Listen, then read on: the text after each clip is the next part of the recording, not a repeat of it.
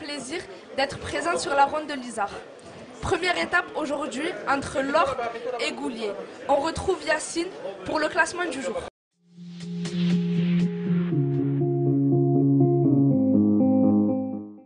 Grande première étape ici à Goulier-Neige où tout s'est joué dans le dernier col, avec une accélération des Colombiens. Mais la victoire est belge, victoire de Lambert Bjorg devant le Français David Gaudu et Steve Kreis.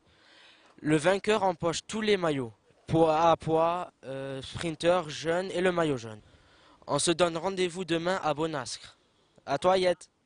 Et avant le grand départ, on retrouve Jason avec le directeur sportif de la nouvelle équipe toulousaine Peneim.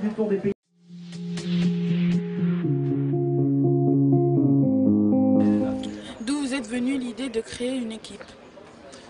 Cette idée elle est venue avec la startup Penem. Aujourd'hui nous on est totalement sponsorisé par ce sponsor là, privé. Donc c'est une startup toulousaine qui est toute nouvelle dans le paiement en ligne. Et c'est vrai que le patron avait pour ambition d'avoir sa propre équipe cycliste. Donc on a mûrement réfléchi à cette idée et aujourd'hui voilà, on est là.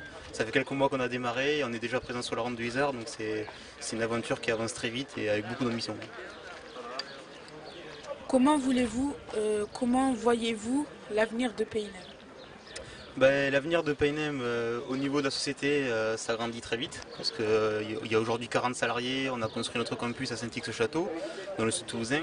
Donc ça avance très bien, c'est très encourageant par rapport nous l'équipe derrière parce qu'on se dit qu'il y a de l'avenir nous pour les années suivantes parce qu'il y aura sûrement du budget derrière. Au niveau de l'équipe, ça se passe très bien, on est en très bonne progression. Là aujourd'hui on est sur la ronde de Isard, c'est notre plus grande course du calendrier, plus grande course des espoirs on va dire international. Donc l'avenir est plutôt en bonne voie, des coureurs très jeunes et très motivés. Donc je pense que Peinem risque de continuer à évoluer dans les années qui suivent. Combien d'heures d'entraînement fait l'équipe par semaine?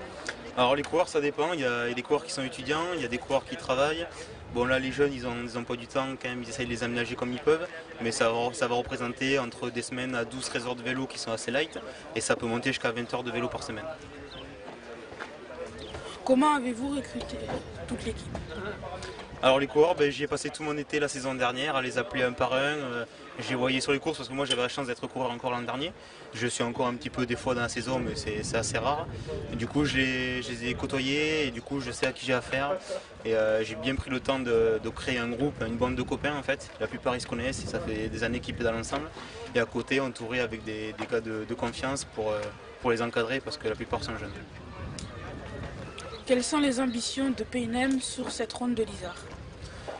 Nous ici on est le petit poussé, donc voilà, on est entre guillemets on est les plus petits, on est arrivé à la dernière minute.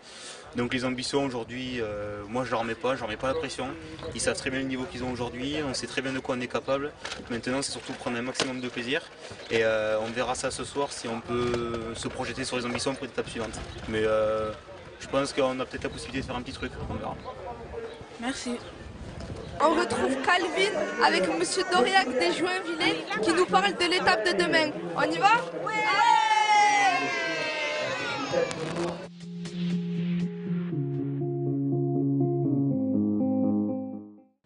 Bonjour, pouvez-vous vous présenter?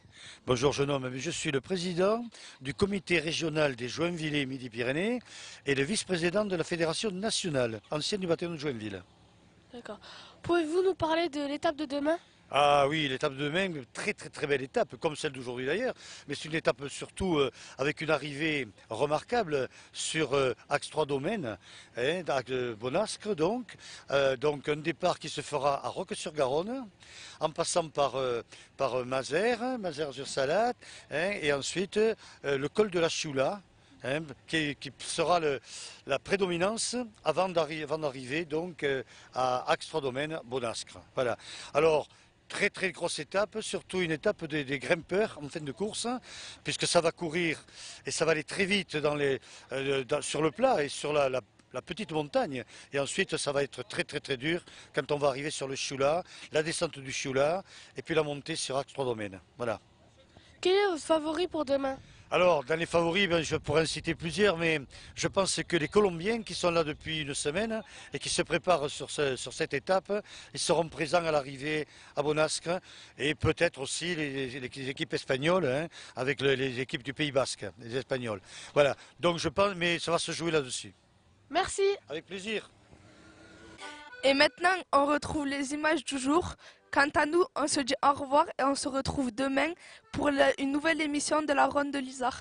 On se quitte en chanson.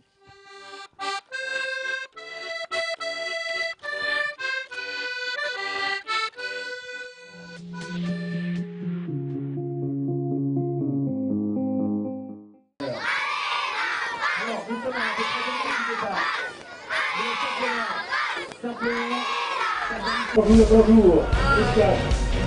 C'est bon, je recommence. Attends,